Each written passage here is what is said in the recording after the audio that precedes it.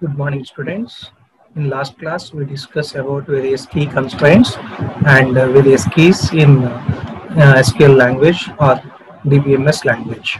So, in this class, I want to discuss an important concept called as relational algebra. Already we discussed there are two types of languages in SQL called as procedure language and non-procedure language. So this relational algebra comes under this procedure language. See, already we discussed that relational algebra in one of the important concept called as query processor in the three-tier architecture. So in that architecture, we use relational algebra language for query process, right? So that is nothing but here we use some mathematical representation for a query language. If you have there is various relational operators or any mathematical operators that are available in our mathematical language. So if you use that mathematical operators or mathematical or SQL, then there comes a one of the important concept called as relational algebra. Okay, we will discuss what is relational algebra and what are various key points under relational algebra. Okay, see, this is a relational algebra is a procedural query language that works on relational model. Okay, we have a relational model. This is the relational model which is in the form of table format. So if I want to retrieve some data in the table, in some cases we use some mathematical operators. So when the mathematical operators are implemented in the particular table, then there comes a language called as relational algebra. Okay, when I say that relational algebra is a procedural query language, means already you know that if it is a query language means you have to tell what to do and you have to specify how to retrieve. But it means that it tells what data to be retrieved, and how to be retrieved. So you have to tell what and how the process of retrieving. Okay, see, the purpose of a query language is to retrieve data from database or perform various operations such as insert, update, delete on the data. Already we discussed query language purpose is to retrieve the data from the database. So that is, see here, it collects instances of a relations as input. That is, here see, it collects instances of a relations as input. This input is table from which data has to be accessed. This is the table. From here, the data has to be accessed. So this is the input. Okay. So, and gives occurrences of relations as output. That is, a temporary table holding the data asked for by the user. So this is the actual your input. You are giving this input, so that this input consists of this data. If you use some query language, it gives some output. So this is the instance of your data, and retrieving this is an instance of your data. So that is, here see, temporary table holding the data asked for by the user. That is, he wants particular data. Okay, he wants particular data. That particular data was given by DBMS. Okay, so the output is in the form of table. So you give the input should be in the form of table. It consists of some instance of data or so overall structure of the data. When you retrieve some instance of particular input, you will get some output. That is also some instance of the data. Okay, right. It uses various operations to perform this action. So this algebra query operations are performed recursively on a relation. Okay, the output of these operations is a new relation which might be formed from one or more input relations. You are giving two or more input relations, so that you are getting one output relation. Okay, that relation is also a one of the new relation. Okay, so in this section you discussed what is a relational algebra, which language is it, so what type of the process it is doing, and what are its operations in relational algebra, and whatever you are doing some operations, you get a one relation that is also which is in the form of table. Okay, clear. Next, see here, this is a table I am using. This is the select name students with age less than 17. See this less than 17, we use an operator. When you use an operator, it also automatically moves to the relational algebra for mathematical purpose. So it operates particular command in your instance of the table, and it gives the whatever your return data it should be in the form of table. Okay, clear. Coming to this important concept, relational algebra, you told that we have some various operations to perform in this SQL by means of relational algebra. So the operations are, this is, see, we know that this is a table. So the red mark shows that it is a table. The table is called as relation. If I want particular row, that is called as tuple. If I want to retrieve particular column, that is an attribute. Okay. See, in relational algebra, whatever you are performing operations, that operations can be categorized in two types. That is basic operations, and second one is derived operations. Derived operations are nothing but you can retrieve one data from one process to other process. Okay, base process moving to third one, that is the derived process. Whereas basic operations are what the basic requirements you have to do. Okay, so this is the basic fundamental operations called selection, projection, union, set difference, Cartesian, and rename. And derived operations are called as natural join, next left, right, full outer joins, intersections, and divisions. So these are the various operations that you perform. So in this section we complete the basic fundamental operations. In next class we go move to the derived operations. Okay, so these are the various symbols you are performing relational algebra. These are symbols: row, pi, union, minus, cross, row. Okay, next this is sigma, sigma row. Next join, these joins, intersection, and division. Okay, again these whole operations can be divided in various factors called as unary relation operators, binary relation operators, and relational algebra operations. Okay, again unary means single, binary means two.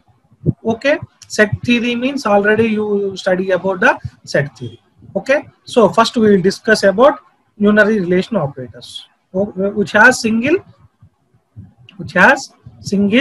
operation, which has single relation. Okay, next, select.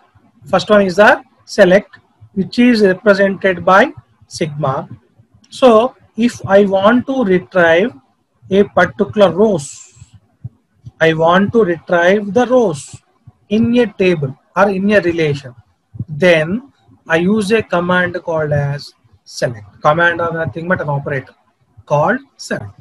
So if I have two or more relations are available, in two or more relations, if I want to retrieve particular instances or rows in the tables, then we use an operator called as sigma. Okay, so see, select operator is denoted by sigma, and it is used to find the tuples or rows in a relation or table which satisfy the given condition. So if you give some condition, based on some condition it performs. Okay, it is used as an expression to choose tuples which meet the selection condition. So select operator select tuples that satisfy a given predicate. Okay, so if you study about various commands in DBMS, then use a keyword called as where. So the where is used to retrieve particular rows in DBMS.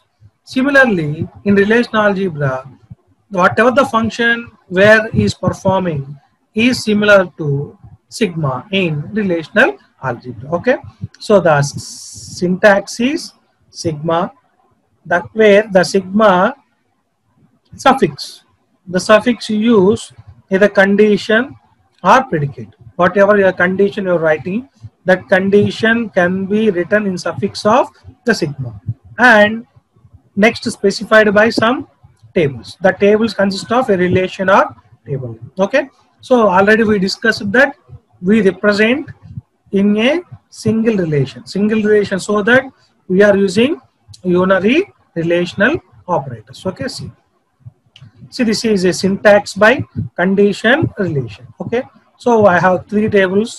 Among three tables, my query is, so the details of the members who were born on 21/10/1997. Okay, right. See here, I use details of members. So here, details of members is nothing but table. Okay, so table should be represented here. Okay, I hope you understand. Okay, next, condition. The condition means what? This is the condition. Condition means 21/10/19, which is born on 21/10/1997. So 21/10/1997 means where it lies? The date of birth. So here we write, okay, we are writing this sigma, this is sigma. The condition is which born on 21/10/1997. It is under date of birth. So date of birth equals to 21/10/1997 and followed by the relation. See here, this is sigma, date of birth equals to 21/10/19. This is the condition. The condition you're writing here. Okay, the relation name consists of member. Okay, so what 21/10/1997 means? This is 1997. This is 97. The name is Charlie and Kate. So Charlie and Kate. The ID is for is nothing 35. You are retrieving all the data, all rows, one row and two. I hope you understand. Okay, I hope you understand. Okay, this is one row, this is one row, and this is second row. I hope you understand. Next, second, this is another table. This is which consists of customer table. So I am asking Agra, how many customers are available in Agra? So we use a customer city, customer relation. I want Agra. Agra comes under customer city. So customer city equal to Agra. So that you get the data. Okay, I hope you understand. Next, coming to projector operator. Projector operator can be represented by pi symbol. So it is denoted by pi symbol, and it is used to, see, this is selection operator used to retrieve columns, rows, whereas projection operator is used to retrieve the columns. Okay, columns of your data. So it decides columns from a table. Okay, so they use a command called where. Here in SQL we use a keyword called as where here in projector we use a command called as a keyword called as select statement. Okay, so the syntax of a project operator is pi, which consists of, there we use a condition table name, here column table name, See here, if I want member IDs of member and book IDs of the books, they have borrowed books. So I want member IDs of members and book IDs of books. Where in the relation? Borrowed. So that pi of member ID, comma, I want two member ID, book ID. So that member ID, comma, book ID in borrow relation. See here, member ID, book ID. I want these two. In some persons ask, sir, we can represent, select means you told that unary operations are nothing but, already said that projector is using single relation. Now you are taking member book into relations, right? Here, right. But I am not taking these two relations. This is the relation. Borrow relation consists of member ID and book ID. Okay, so that I move this one. Borrow relation name is borrow, not member and. Okay, Next, similarly, projector operator, customer table. If you want to fetch only 2 columns of the table, which we can do with the help of projector operator. So this is only you can retrieve 2 columns. Okay. Okay, you understand. Customer name, customer city, customer. Next, coming to rename. Rename is nothing but changing your relational name, so that the relation name is modified to whatever you are giving new name. Okay, so rename operation allows renaming a certain output relation. Okay, so rename the member relation as library. So already I have a relation called as member. That member relation is changing as library member. So row library member member, so that the member relation is moved as library member.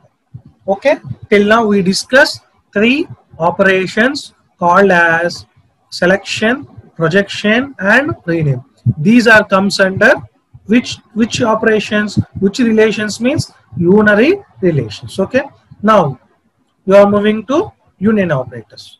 So set theories. Okay, union is symbolized by U symbol. It includes all tuples that are in tables A or in B. Whatever tuples that are available in A or in relation B, we includes all the relation in one relation. It also eliminates duplicate tuples. So set A union set B would be expressed as, so you are writing the syntax as A union B. A union B means whatever the rows in particular relation combined with whatever the rows in second relation. So you are getting the data, so that if you get a duplication of data in your relation means automatically it is eliminated. Okay, that is the important concept in union. I know you, I hope you know the union operations that are explained in MFCS, okay, already in mathematical languages. Okay, see, for a union operation to be valid, the following conditions must hold. Already you know that relation R and relation S must be the same number of attributes. So I have how many attributes are available in one relation is equal to number of attributes in that relation, but it should be same name. It should be same name, not about the size. Here this is 10 attributes means there should not be needed 10 attributes, but whatever you are attributing with union means it should be have a same name of both relations. So attribute domains need to be compatible. Okay, next, duplicate tuple should be automatically removed. Okay, see, I have a table A which consists of column 1 and column 2. Here also column 1, column 2, which consists of two attributes. Here also 2 attributes, which consist of 2 rows, which consist of 2 rows. So if you A union means you get how many rows? 2 plus 2. How many rows? 4 rows. Okay, but see this one 1 1 1 2 available. Again is coming 1 1. So automatically the duplication of data is overcome. Okay, redundancy will be avoided. And last one is 1. We get a data. So we have 4 rows.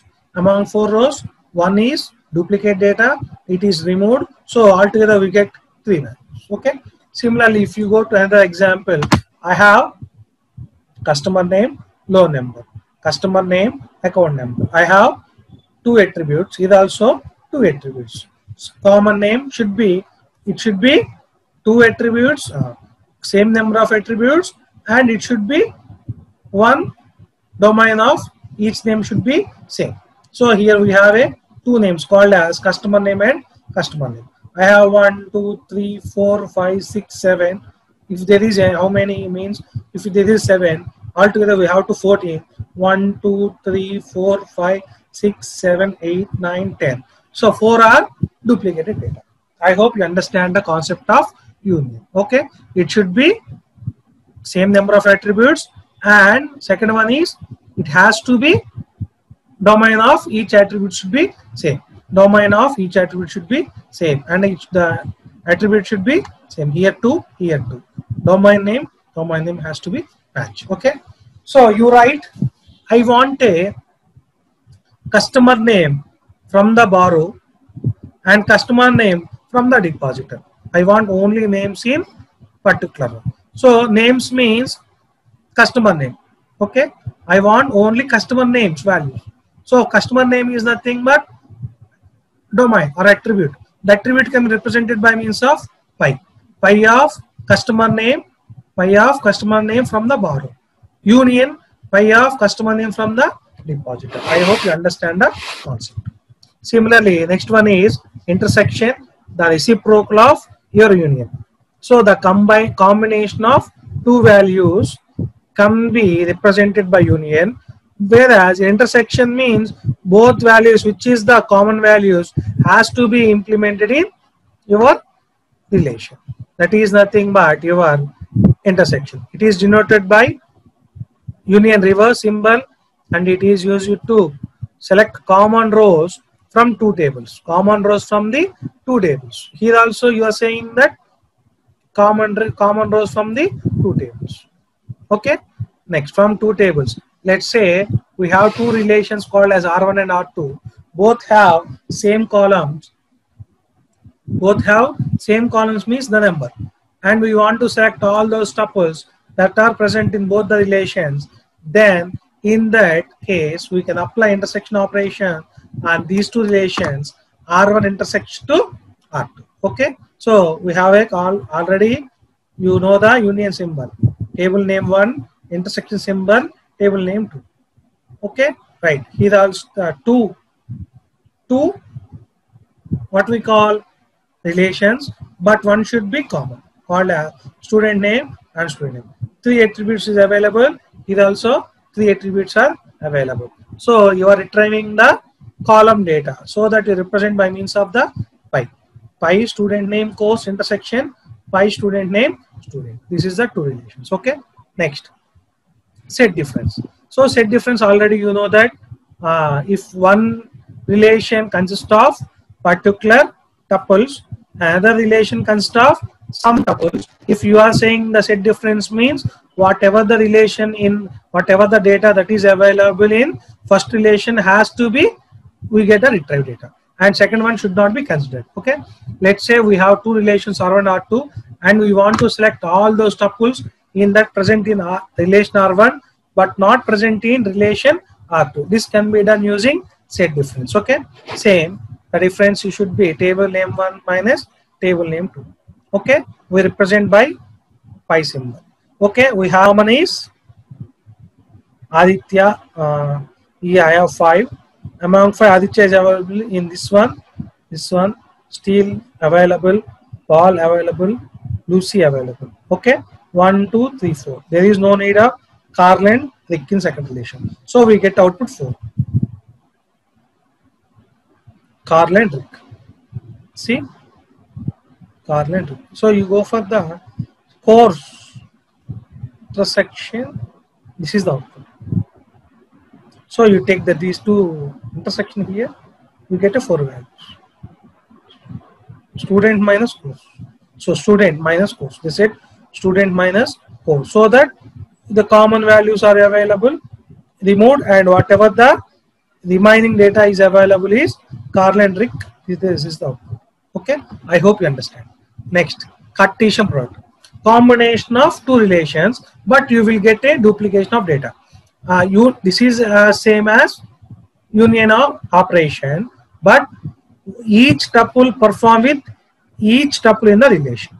Okay, so that you will get a duplication of data, and is represented by into symbol. Here we use a symbol of X. Okay, Cartesian product is denoted by X symbol. Let's say we have two relations R1, R2. Then the Cartesian product of these two relations R1 into R2 would be combined each tuple of first relation R1, each tuple of first relation R1 with each tuple of second relation R2. So one tuple with 1, next one tuple with 2, next one tuple with 3. Okay, so that you get one Smith A, A combined marketing. Next one Smith A followed by B. So that is followed by B. Here see, employee, department name, both are available. Okay. Here 3 values, here 2 values. There is no need of 2 attributes same. I hope you understand. When you say Cartesian product means there should not be same values, same attribute names and same attribute count. Okay, there is a 3 attribute count. Here is a 2 attribute count. That 3 values are different, 2 values of different attribute names. So that we are combining one Smith A. Next one Smith A followed by B sales. Next one Smith B followed by C legal. So we get 1, 2, 3, 3, 1, 2, 3, 3 factorial. So that we get a 9 values. Okay. So we get 1, 2, 3, 1, 2. So overall how many factors? 3 plus 2. So this is a 3 into 2, 1 into 2, 2, 1 into 2, 2, 1 into 2, 2. Total 6. Okay, I hope you understand, right? 6 values. RAM 14M is a 3 values different, 2 values different. Attributes count is 3, attributes count is 2. Okay.